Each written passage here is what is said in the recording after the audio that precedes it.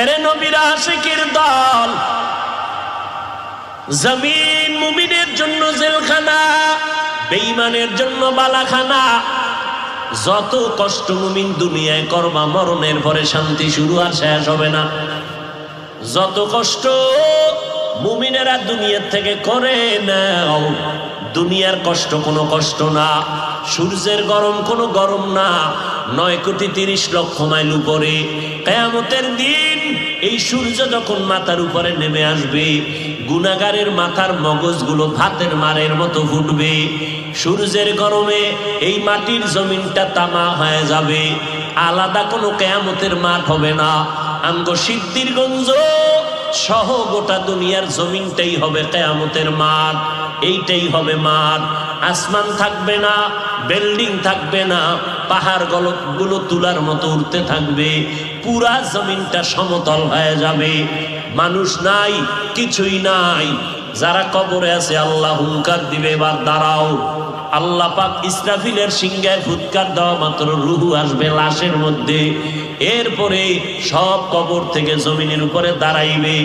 আল্লাহর আদালত বা বিচারালয় হবে সিরিয়ার জমিন, বর্তমান সিরিয়া। ওখানে আল্লাহর বিচারালয় হবে।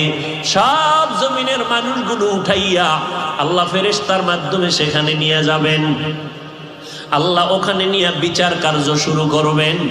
জহুর থেকে ফজর, এই ফজর আর জহুরের মাঝখানে যেই সময়, এতটুকু সময় মাত্র বিচারের সময় লাগবে।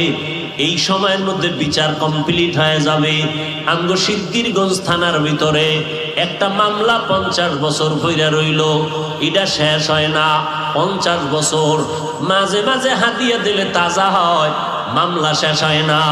রব্বুল আলামিন হাসরের ময়দানে কোটি কোটি কোটি সহস্র কোটি মানুষ, এদের বিচার কেমনে আধা বেলায় শেষ হবে? বলে বান্দা বুঝবি না, যেটা বান্দার যেটা ধারণার বাইরে বুঝা অসম্ভব, এই আমার মাওলার কুদরতের দ্বারা সব কিছুই সম্ভব।